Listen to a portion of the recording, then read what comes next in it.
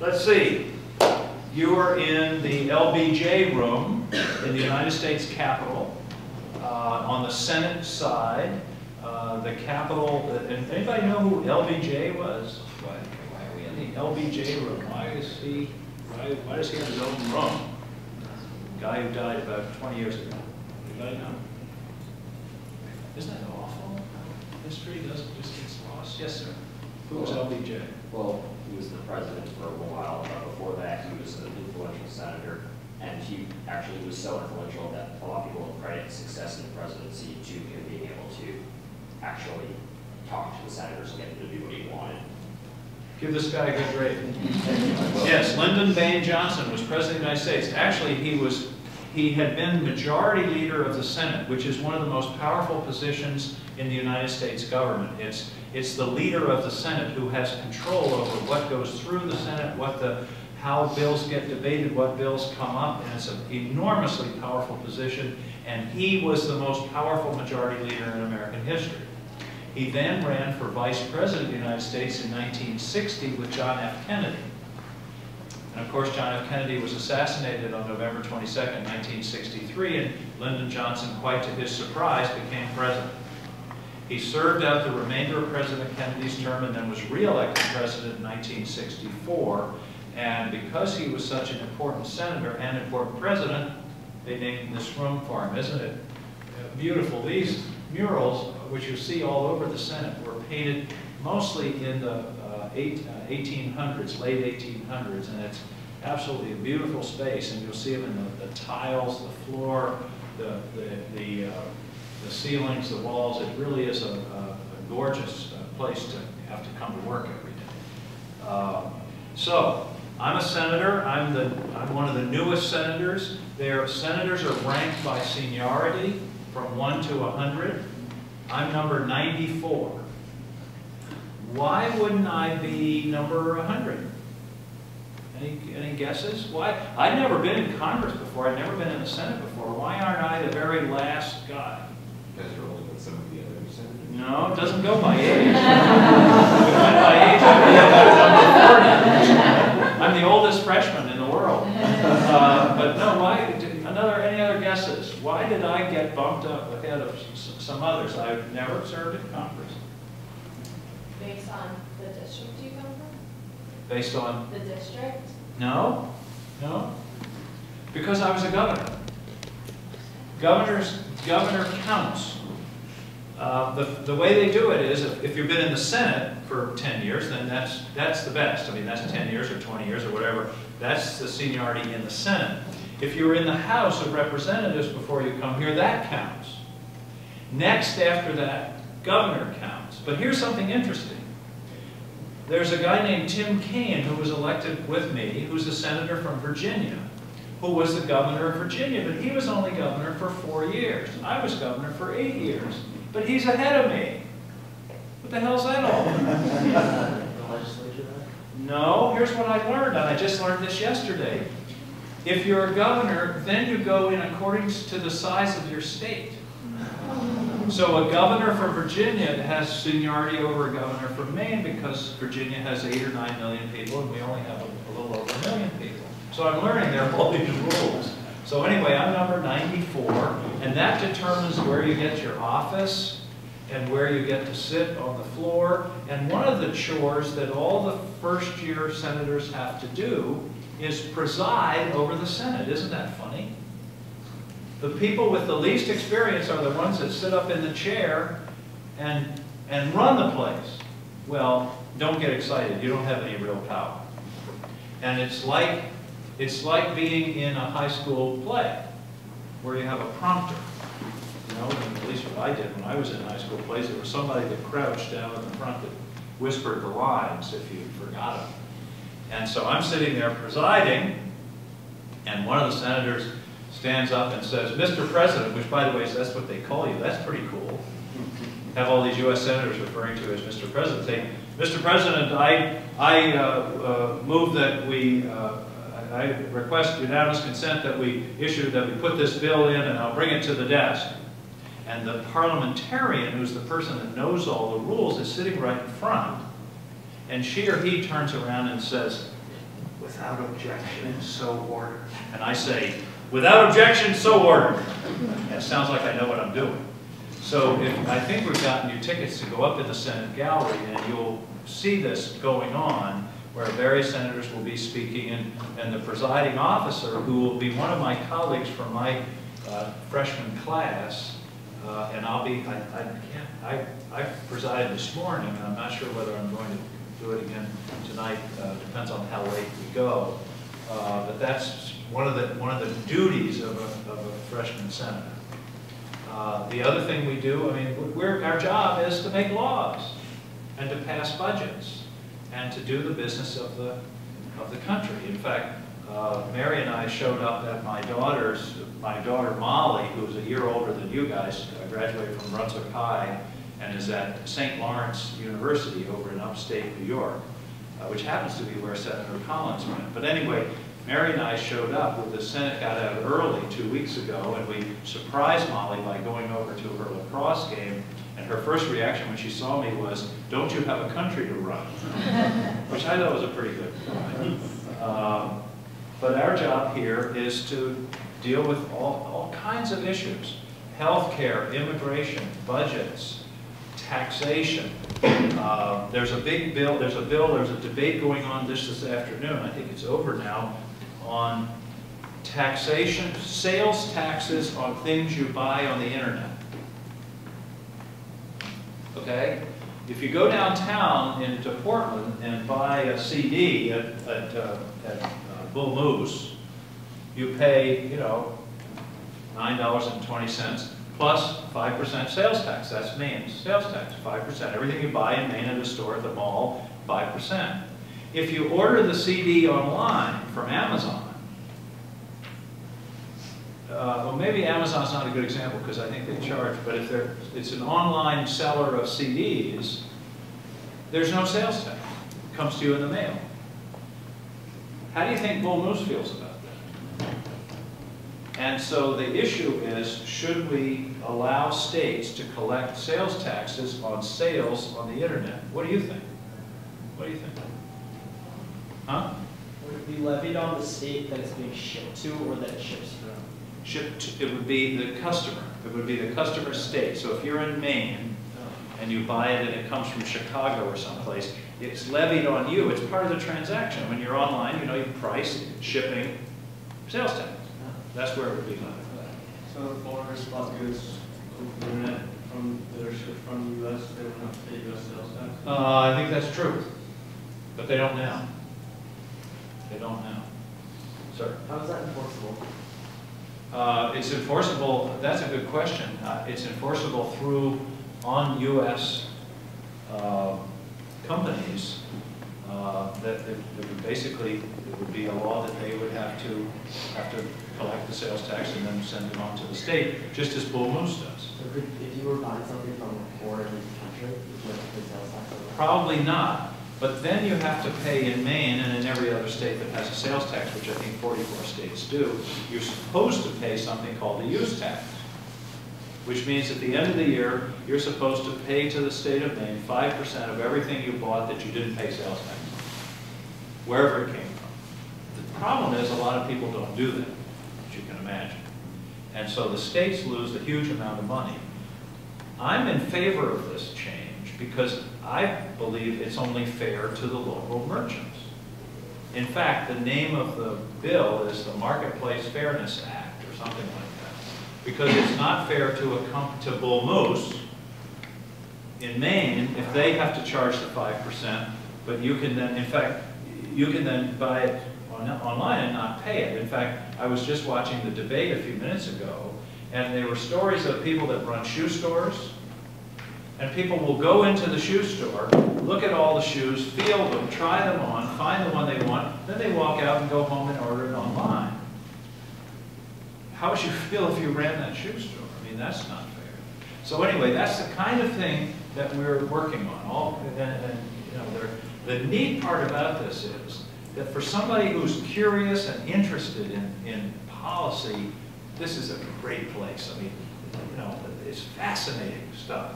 This afternoon I'm on a committee called the Intelligence Committee, which runs the CIA and the secret intelligence agencies. The hearings are all secret. Doors are locked. I have to leave my phone outside. Not to go into any great detail, but learning about, you know, the threats to this country and what we're doing about them and how we're responding and what we know is interesting and important and sometimes a little scary stuff. So and the world is divided into committees here. And a lot of what we are able to do depends on what committee we land on, and you're assigned to a committee by the majority and the minority leader. I'm on Armed Services, Intelligence, as I mentioned, the Committee on the Budget, and the Rules Committee, which has the rules of how this place works, plus campaign finance. So they're pretty significant committees. They're also a committee on agriculture, aging, homeland security, commerce, and a great deal of other energy and natural resources. All interesting committees, and that's a lot of where you work. So my day consists of going to committee meetings, being on the floor, or meeting with people from Maine. I'd say every day I probably meet with 100 people from Maine. In little, you're a large group, usually a group of 4, 5, or 6, and there are all kinds of groups. Today I've met with the primary care people from Maine, from the Maine State Chamber of Commerce. You know, there's so many I can't keep track of them, but just a lot of different groups that come to Washington to talk about what the issues are for them, what the federal government is doing to them or for them, and they want to meet their senator. So that's a big part of the job too. So it's a great job. No day is the same. Every day is different. It's frustrating because this is a big committee. You all have worked on committees, right? This is a committee. You're sitting in a building that houses a committee of 535. Can you imagine? It's hard to do anything in a committee of 535. 435 in the House and 100 here. And so it can be very frustrating because you've got to get everybody aligned in order to get anything done.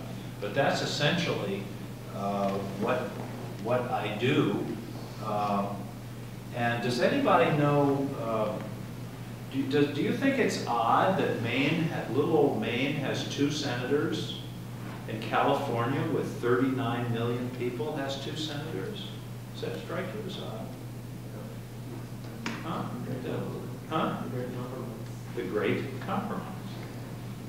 At the Constitutional Convention, it almost broke up over the issue of representation in the Congress. The big states wanted it to be by population. Made sense. The little states were afraid the big states would run over them. And they couldn't figure out how to do it. And they argued and they fought back and forth, and it almost, like I say, it almost broke up. It was at a deadlock. And finally, somebody, I don't know who, do you know who came up with the compromise? From Connecticut. Somebody from Connecticut. I think you're right. Roger Sherman. Was it? Good for you. Roger Sherman. He should be on the Capitol top. So he came up with a compromise that one house would be by population. That's the House of Representatives. Maine has 2 congressmen. California has 30. Okay? In the Senate, though, each state had the same number, 2. So you see the compromise that they struck to solve this problem of representation, and it's worked pretty well. Now, interestingly, at the time the Constitution was adopted, senators weren't elected by the people of the states. They were elected by the legislature. And that was changed about 1916, I think, or something, early in the 20th century. And now senators are elected by congressmen. But there is what's the biggest difference between senators and congressmen? Term. What's the term of Shelley Pinker? 2 years. She has to run every 2 years. How often do I have to run? 6. Every 6 years. Big difference. Big difference. The big difference is not have, and the people that wrote the Constitution did that on purpose. And by the way, do all the senators run every 6 years? No. They're divided into thirds, right? They did it on purpose because they wanted the Senate to be a more conservative body. They didn't want the Senate to be subject to being stampeded by public opinion. So the most turnover you could ever get in the Senate is 1/3. 2/3 are still going to be there. You see, it's a slower body. And the story is that Thomas Jefferson, who was in France during the Constitutional Convention, wasn't involved, came and had lunch with Washington. And he said, and Jefferson was very suspicious of too much power. He was a Democrat with a small d. And he said to Washington, why did you let them create that monarchical institution of the Senate? It's like the British House of Lords. And the story is that Washington, who was drinking coffee or tea at the time, took his cup and he said in the cup, the tea is too hot. That's the heat of public opinion in the House. And the Senate is the saucer into which you pour the hot tea to cool it off before it becomes law. And that's the origin. That's why the Senate is much slower moving and somewhat more deliberative than the House. So that's a little bit of history and a little bit of what I'm doing. And we're running out of time. I guess I can take a few questions. I don't know where you guys are going from here. Yes, sir. When you ran, you were hoping that you'd be able to kind of bridge the gap between the Republicans and the Democrats. Have you found that you're able to do that since you've gotten here? I've been able to do it to some extent and not to others. It's a very partisan place. I mean, the teams are very separate, but there are some issues where I'm finding I can work with both sides and try to bring them more closely together. I'm working on regulatory reform, for example, that the Democrats are a little suspicious of, the Republicans are something they want to do, and I'm sort of in the middle. And I've tried to also do that on the budget. I'm on the budget committee, and I was aligned with the Democrats, but I had an influence within the Democratic group as they built their budget. Now, the Republicans are all going to vote against it, just like the Democrats all voted against the Republican budget today.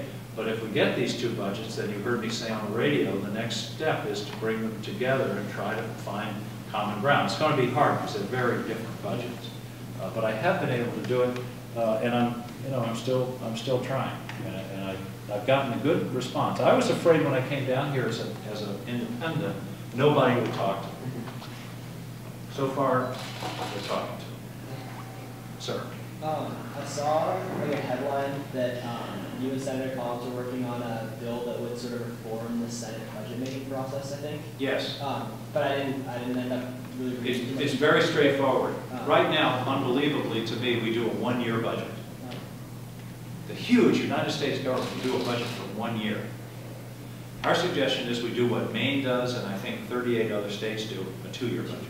Is that sort of the major? That's the heart of it. Yeah, that's the heart of it. And it would give us more time. We could spend a year on the budget, and then the second year we could do something which Congress doesn't do enough of, which is see how they're doing out there in the rest of the federal government. It's called oversight. There's not enough of that. So that was the idea. Yeah, we had, I don't know, 2 or 3 other senators introduced that just in the last couple of days. Yes, sir. You're on the committee for agriculture, right? I'm not. I'm not on it. What was that committee you're on? I'm on intelligence. Intelligence, armed services, budget, and rules. Oh, okay. Are you dealing at all with the, like, you know how there was a cap on the fishing industry in Maine, and there was those, I think, a few thousand jobs that were in the internet? Are you dealing I'm not on the committee that deals with that, but I'm certainly interested in it. Just because you're not on the committee doesn't mean you can't get involved and make amendments and talk. And I'm certainly, that's a huge issue. It's a huge issue. Of course, it goes back to the fact that they want to fish. And that's the problem. Sir. When you came to our school, when you were campaigning, I remember I asked I remember. I stood on the stage. Yeah, I asked you about what you thought about kind of campaign finance reform, and you said that you were in favor of reform that kind of reversed the effects of the system's kind of ruling. You're now on the Senate Rules Committee. Have you made any progress in terms of that particular? Well, the progress that we're making is I'm working with half a dozen other senators on the first step, which is called the Disclose Act, which would at least require disclosure of the names of the people who are giving the big money. Right now, it's secret.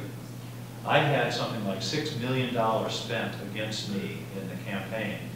I have no idea who paid for it. And I think the people of Maine, or the people of any place, ought to at least know who's spending all this money to try to get you to vote a certain way. I think it would have an influence on your thinking. So that's the first step. Citizens United is a tougher nut, because that building right out there, which you could come in when we finish and take a look, is the United States Supreme Court.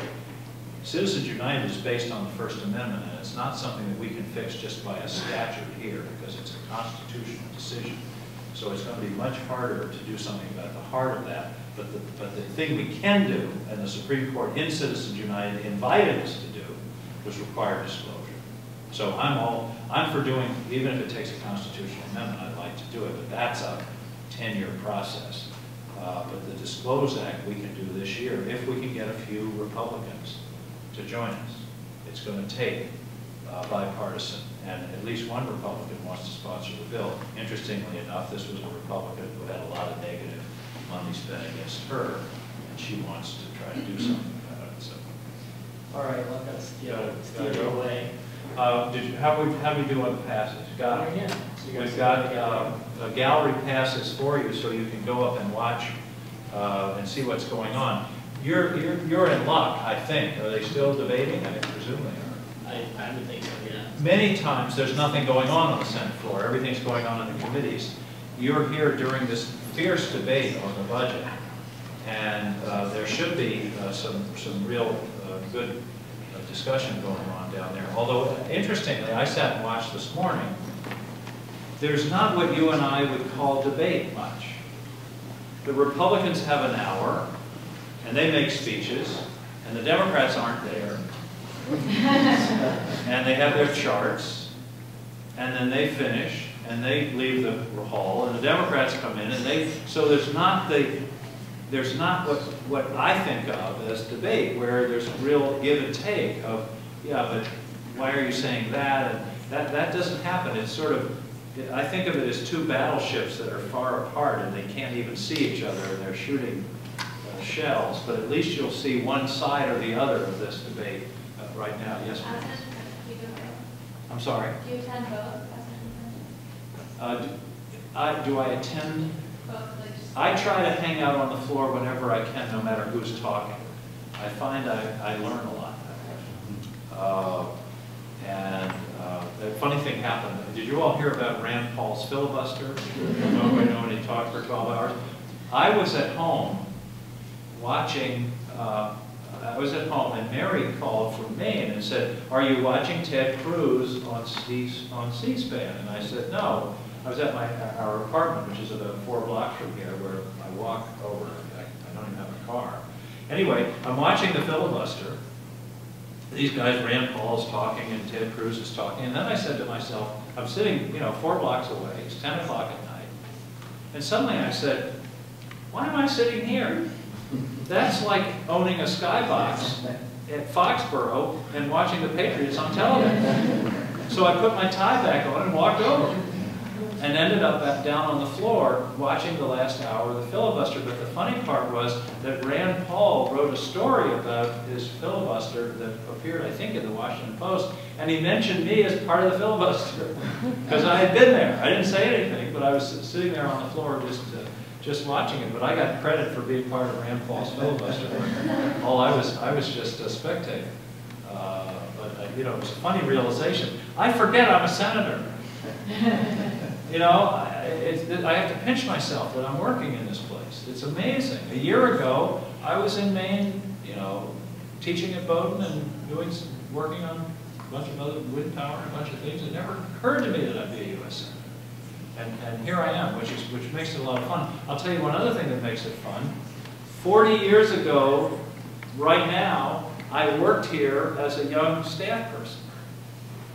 I started working at the U.S. Senate on January 3rd, 1973, and I was sworn in as a U.S. Senator on January 3rd, 2013. Isn't that amazing? And that makes it even cooler, you see, because I've seen both sides of it. And See, Margaret Williams back there could be a senator. Who knows? Anyway, well, wonderful to see you guys. Go up to the gallery.